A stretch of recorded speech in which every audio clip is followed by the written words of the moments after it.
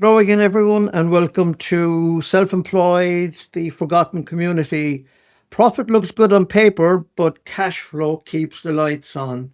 You can be busy, successful, even profitable, and still run out of cash.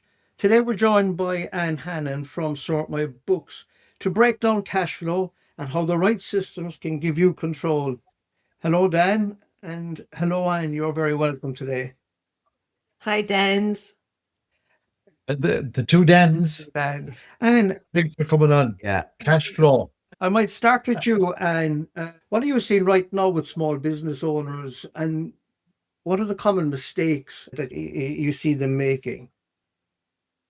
The most common mistake I see small businesses making, Dan, is that they're doing too much work around their bookkeeping, but they're not doing it well. They're not doing it in a systematized way. And there's three aspects to your bookkeeping, three things that you need to keep track of. You need to keep, and that people are doing this anyway. But if you're not using a system to do it, then you're just causing yourself extra work and extra stress. And the three things, like bookkeeping, is practical, it's informative, and then it can and should be strategic. And that's where I see people missing out, is on the practical side. Everyone has to keep track of how they're earning money. So you have to give some sort of an invoice, some kind of a document to your customers. And then you're gathering receipts that are related to your expenses. And then you have money coming in and out of the business. That's only three things. But if you don't track those in within a system, then you're just storing up problems for yourself. And we see it all the time. And that leads to cash flow difficulties, because one of the one of the most common things that we see is, because people have made their billing system so difficult and awkward, they avoid doing it. And then you can't get money in if you haven't even sent your customer the invoice. You're on hiding to nothing. You can't even start making calls around to see get in that cash, because you've been avoiding the whole process of doing the invoices. Yeah, I don't know whether you heard this line in the past. Someone told me many years ago that turnover is vanity, profit is sanity, but cash flow is survival, which sums up really what Anne has been talking about there. Yeah, I know I've told this story before, and I think I've told this story in one of these podcasts. But and way back in the day, I was dealing with this guy. He was in the crash repair business, panel beater cars and all this kind of stuff, right? And big business. He must have maybe 5, 6 panel beaters working for him and all that. Cash flow, major issue. Could never pay his bills. And his thinking was, if I got another panel beater in, I could take on more work, and that would give me more money to pay my bills. And I said, that's a bit like throwing petrol on a fire, because I said, you have no system. So he says to me, what am I going to do? I said, get yourself a good bookkeeper. And then, of course, the typical male, and can she spray cars? This usual thing. And I goes, you need a good bookkeeper. So, in fairness to him, he got himself a porta cabin, put it outside his garage, and he got himself a bookkeeper. So I went back to him maybe 6 weeks later, and he says, that was magic. And I goes, what happened? He said, I bought the porta cabin and I put Louise in there as a bookkeeper. And he said, I paid 3,500, he said, for the porta cabin. I had that money back by 11 o'clock the first morning she was in there, because she found credit notes that he had buried and forgotten about. Simple thing like that. And he turned around his business because he just watched the cash flow. It was amazing. I think, Dan, as an entrepreneur, when I came out of college, my degree was in applied chemistry, and suddenly I decided to become self-employed. But the one thing that I didn't study was what was finance, cash flow. So for me, I guess, as a business owner, the first thing you start to misunderstand is cash flow. And What would you say the warning signs are for maybe someone that's heading into trouble or they don't understand cash flow? Because I know you want to talk about systems and so on and so forth. What would the warning signs be, do you think? Well, I love Dan's story because this is exactly what I say to people, Dan, is that a bookkeeper will always find their fee. You think a Yeah. bookkeeper costs, but not having a bookkeeper costs even more. And what I see is that people are business owners, they're disorganized. And what they do is they give their own customers a ridiculous line of credit. They will send out an invoice, they'll have no system for following up on who owes the money. And they've made it so difficult for themselves. And they're also afraid to ask for money. And they're busy working. They're busy out there getting the job done. They're working flat out. And meanwhile, if they receive a bill from one of their suppliers, oh, they pay that immediately. So they're not taking advantage of credit terms from their supplier. So they'll pay them immediately, but they're not getting in their own money. So they're giving a ridiculous amount of credit to their customers. And that is one of the key things. When you see that someone is paying their own bills immediately, but they're building up a huge rake of debtors and even worse, if they can't even tell you who owes the money, if that takes a long time to find that information, that is really going to rupture your cash flow. And if someone is constantly looking for a line of credit from the bank, and we know now it's got harder. Before, you might be able to just make a quick call to your bank manager and they advance you an overdraft of 10,000. You should see what they need from you now if you want to get an overdraft. It's like a full business plan. It's way more complex. And so I hate overdrafts. Once you're in that, it's like a trap. You're stuck in debt the whole time. It's costing you a fortune. When we first started in business, we had an overdraft facility and we quickly ran up to the max of that. And we had, worst of all, our bank manager didn't put it through properly. So every time I spent money in the overdraft, I was being charged a referral fee. And every quarter, I was being charged overdraft interest and unauthorized overdraft interest. And it nearly sunk us. And when we finally got that straightened out, we were in a loan situation. We paid that back over like 10 years or something. I've never had an overdraft since, and we're in business 26 years. So if you're looking for an overdraft, I would say, why? Why are you in that situation? Are you giving unreasonable credit terms to your customers? And are you failing to take advantage of your supplier credit terms?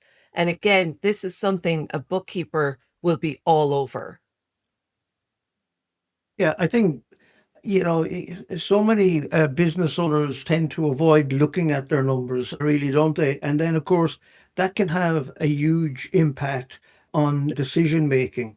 And if you can't lead what you won't look at, then how are you going to lead a company? How are you going to lead a business? And how are you going to increase a business? Because you're going to spend, as Dan often talks about, staring at the ceiling at 4 o'clock in the morning or watching Dr. Phil at 5 o'clock in the morning, worrying about when that invoice is going to be paid so that you can pay the wage bill or whatever the case may be. And your business is online accounting software. How how would you say that changes the game for business owners and entrepreneurs? I'd say in three ways, Dan. Like I said, there's the practical, there's informative, and then strategic. The practical, like I've said, those three things: invoicing your customers, keeping track of your receipts, keeping track of money coming in and out of your business. The informative, then, number one, are you able to confidently answer key questions like who owes us money? How long have they owed us that money? Is there a solid system, an easy system for following up on outstanding bills? Do you know where your money's going? What do you spend the most on? Who do you spend the most with? When you know that, you can make decisions. You can go to that supplier and say, we spent We've had customers who've done that. They've implemented Sort My Books, and then they look and they're like, geez, I spent 50,000 with that one supplier last year. Make a quick phone call, say, I see how much we spent with you last year, and they'll guarantee they'll get a discount. And the third thing in that is, how's your business doing really? And have you set targets? And now I'm the first person to say, I hate setting a target, especially I remember I still have PTSD from my first business plan that I wrote when we were starting out. And I had put down that we were going to sell all these units of Sort My Books in the first few months. And of course, I had no leads and no marketing plan. And so I failed to hit targets constantly. But in recent years, we're working with a coach, and that's a key thing that he has us do every year is set a target. What do we want to make? And when there is magic in setting out that what is it we want to make. And then you're looking like when you write on your dashboard, where are we in relation to that target? And you find yourself leaning into it and going, okay, I need to hit that target. So where else do we have to make sales? And the strategic, I'd say, is this is something you sit down with your bookkeeper, with your accountant at year end.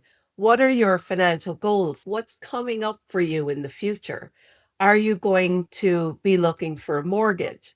And that's a key thing, because a lot of business owners, we're primed to think, keep our profit as low as possible so then we don't have to pay tax. But if your profit is as low and then you need a mortgage, that's not going to work. Or maybe you've got your mortgage and you're at a different phase of life. Your kids are coming up to university. You're going to be looking at Susie grants. Like, what is happening for you? That's a key thing to be Yeah. looking. And have you made provision for yourself in terms of pensions for your future? As all three of us on this call now know, it comes way quicker than we ever thought it was going to. We thought we had loads of time. Sure, I'll get to that. And all of a sudden you're like, oh, it's here. Have you prepared for it? And what's your exit strategy? Are you just going to stop one day? Or are you building an asset that you can one day sell? And hopefully you are building an asset. And if you have a system, that's a key strategic asset, because then you've got history, and another person, a potential buyer can see how they could make money with this business. Yeah, Dan, we talk an awful lot about simplicity over complex situations. Into what Anna's been saying, and looking at your experience with some of the clients that you've been working with, it is really important, isn't it, really, to have good online accounting software in order to help you systemize your business from start to finish. It is, but I think there's a bit more to it as well. There's a lot of accounting software out there, systems, but rubbish in, rubbish out if you can't use it.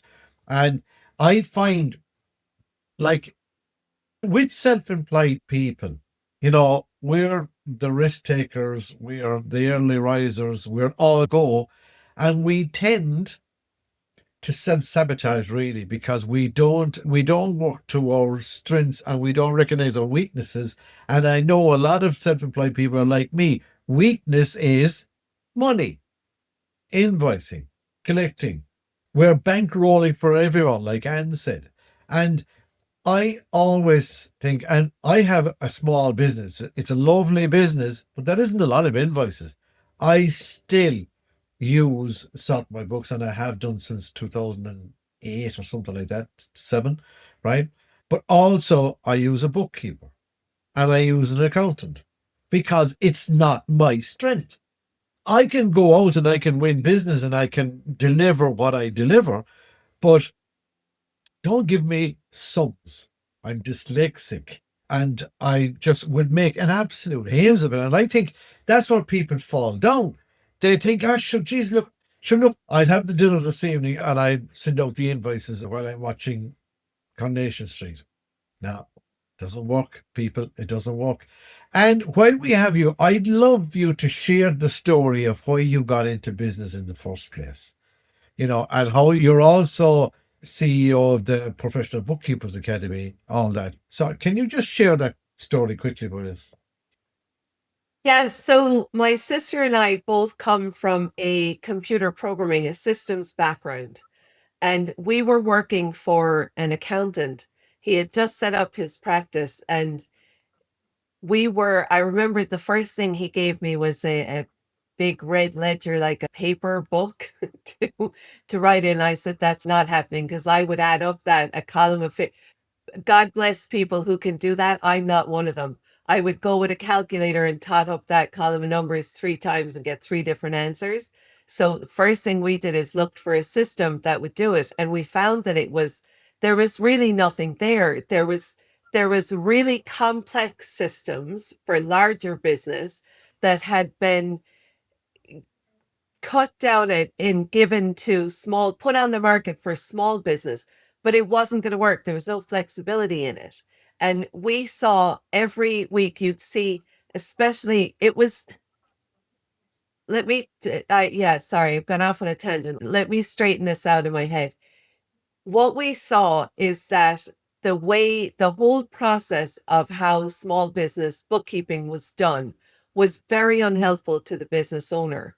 And unfortunately, it hasn't really changed an awful lot in 26 years, even with all the technology. So we would see business owner, they'd start day one, they'd come in, they'd do the right thing. They would sit down with the accountant and they would find out, what do I need to do here to stay on top of my compliance that I don't get into trouble? And they would be all enthusiastic about their business and they really wanted to do the right thing. And they'd go off, they'd be told, yeah, go off, trade away and keep hold of these few things and come back to me. And then there was no their VAT returns would get done, their payroll would get done. So compliance was happening, but there was no strategic input. That information part was missing. So they wouldn't find out until the year end, and not even their year end. It would be like 9 months after their year end. They would find out how the business had been doing. And they would have thought they were doing a great job. And then they'd find out that actually they were they were making a right mess of it. They weren't charging enough. They were spending too much. Again, their cash flow was a mess. So they were compliant, but they weren't enjoying the business and they weren't getting the fruits of that. And they would come out of there so defeated. And it was just awful to witness that, especially when you saw how enthusiastic they were at the start. And these are people who are really good at what they did. And like you said, Dan, entrepreneurs they've got to get up and go. They're willing to go and try something. They're always the leaders in their community. They're the first ones with their hands up, willing to volunteer for something, to offer money for things. And we thought these people need support. Now, we thought we could do it with software. And we designed our software and we made it as easy as we could. But as you've said, Dan, and this is the reality, business owners are not bookkeepers. And bookkeepers are actually 15% of the population has the detail orientation needed to be a good bookkeeper. And that's what led us to set up the Professional Bookkeepers Academy back in 2014. We wanted to create bookkeepers, high quality bookkeepers with the same value system as us, that they wanted to give their business owners information that they needed to run their business, save them money. And when we had that combination of the right bookkeeper and the right software, that is when we saw the transformation for our business owners. Yeah, that's absolutely fantastic. And I'm sure, Dan, you'd agree that some of the advice that Anne has given us this morning and that the last 20 minutes have absolutely flown by, listening to the great advice that Anne has given us. Cash flow is not just a financial issue, it's a control issue. The right systems will give you visibility. Visibility will give you confidence, and confidence drives better decisions. And there's no question about that. If you want to find out more about Sort My Books and the online accounting software that they have, why not visit www.sortmybooks.com? I'm sure Anne would be delighted to have a chat with you. But for now, you don't need to be an accountant, but you do need to understand your business. Until next week, it's goodbye from me. Bye from me. And goodbye for me.